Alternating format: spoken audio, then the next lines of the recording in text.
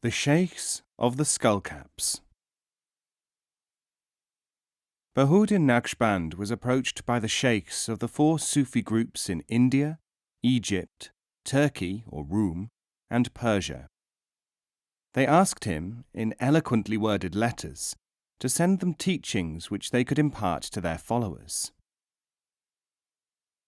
Bahuddin first said, "What I have is not new. You have it and do not use it correctly. Therefore you will simply say when you receive my messages, 'These are not new.'" The sheikhs replied, "With respect, we believe that our disciples will not think thus." Bahuddin did not reply to these letters, but read them in his assemblies, saying, "We at a distance will be able to see what happens. Those who are in the midst of it will not, however, make the effort to see what is happening to them." Then the sheikhs wrote to Bahuddin and asked him to give some token of his interest.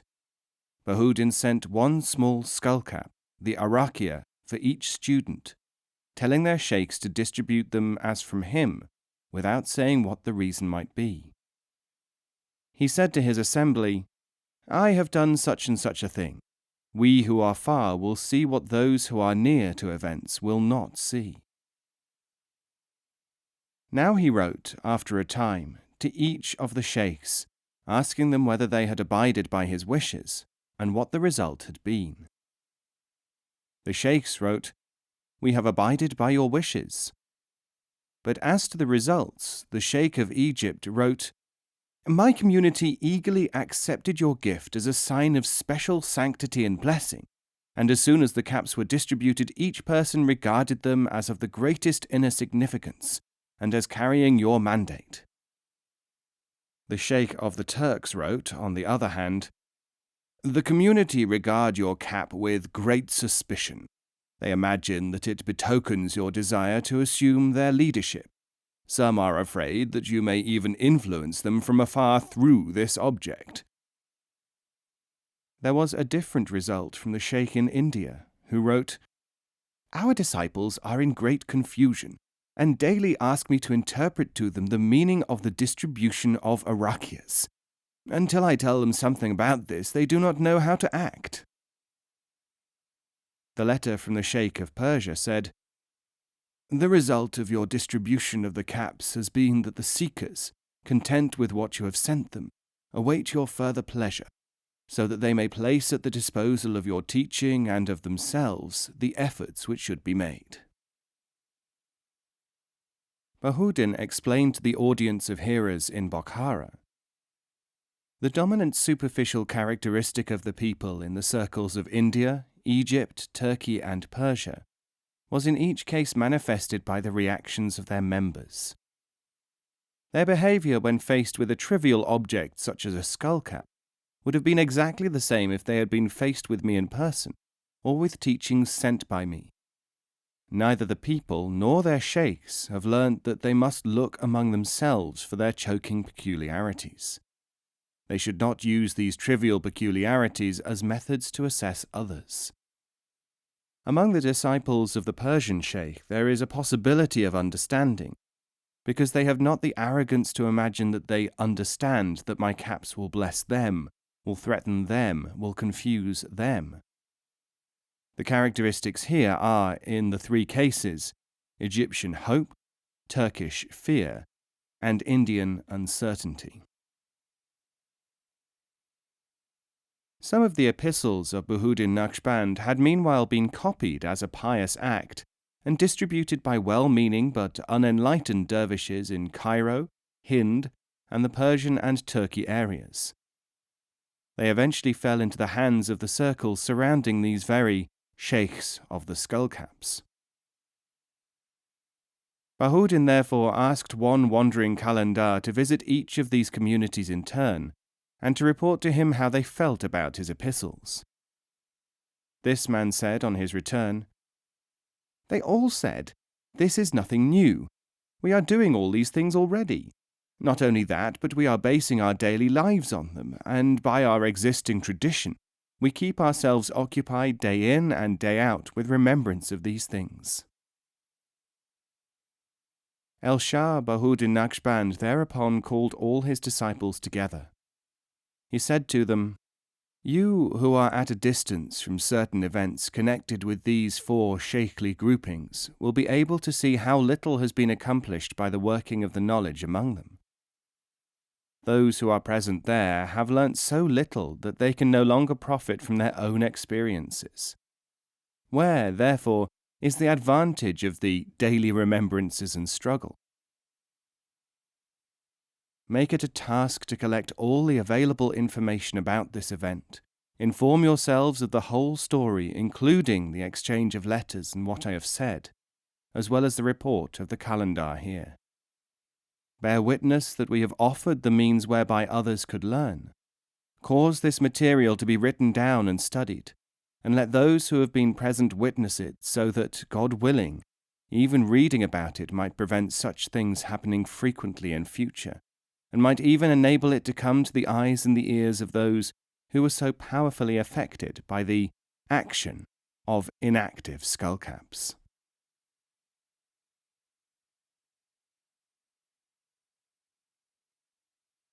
The Secret of the Locked Room. Ayaz was the boon companion and slave of the great conqueror Mahmud the Idol-breaker, monarch of Ghazna. He had first come to the court as a beggarly slave, and Mahmud had made him his adviser and friend. The other courtiers were jealous of Ayaz, and observed his every movement, intending to denounce him for some shortcoming, thus encompassing his downfall. One day these jealous ones went to Mahmud and said, "A shadow of Allah upon earth, know that, indefatigable as always in your service, we have been keeping your slave Ayaz under close scrutiny. We have now to report that every day as soon as he leaves the court, Ayaz goes into a small room where nobody else is ever allowed. He spends some time there, and then goes to his own quarters. We fear that this habit of his may be connected with a guilty secret. Perhaps he consorts with plotters even who have designs upon your Majesty's life." For a long time Mahmud refused to hear anything against Ayaz, but the mystery of the locked room preyed upon his mind until he felt that he had to question Ayaz. One day, when Ayaz was coming out of his private chamber, Mahmud, surrounded by courtiers, appeared and demanded to be shown into the room. "No," said Ayaz. "If you do not allow me to enter the room, all my confidence in you as trustworthy and loyal will have evaporated, and we can never thenceforward be on the same terms. Take your choice," said the fierce conqueror. Ayaz wept, and then he threw open the door of the room and allowed Mahmud and his staff to enter. The room was empty of all furniture. All that it contained was a hook in the wall. On the hook hung a tattered and patched cloak, a staff, and a begging bowl. The king and his court were unable to understand the significance of this discovery. When Mahmud demanded an explanation, Ayaz said, "Mahmud, for years I have been your slave, your friend and counselor. I have tried never to forget my origins, and for this reason I have come here every day to remind myself of what I was.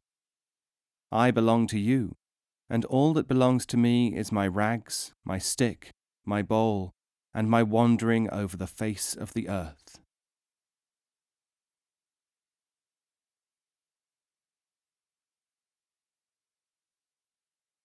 The Miracle of the Royal Dervish.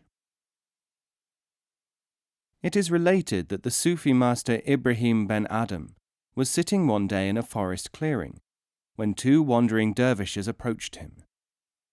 He made them welcome, and they talked of spiritual matters until it was dusk. As soon as night fell, Ibrahim invited the travellers to be his guests at a meal. Immediately they accepted. A table laid with the finest foods appeared before their eyes. "How long have you been a dervish?" one of them asked Ibrahim. 2 years, he said. I have been following the Sufi path for nearly 3 decades, and no such capacity as you have shown us has ever manifested itself to me," said the man. Ibrahim said nothing. When the food was almost finished, a stranger in a green robe entered the glade. He sat down and shared some of the food. All realized by an inner sense that this was Hida, the immortal guide of all the Sufis. They waited for him to impart some wisdom to them. When he stood up to leave, Hida simply said, "You two dervishes wonder about Ibrahim, but what have you renounced in order to follow the dervish path? You gave up the expectations of security and an ordinary life. Ibrahim ben Adam was a mighty king, and threw away the sovereignty of the Sultanate of Balkh to become a Sufi. This is why he is far ahead of you. During your 30 years, too, you have gained satisfactions through renunciation itself. This has been your payment. He has always abstained from claiming any payment for his sacrifice." And the next moment, Hida was gone.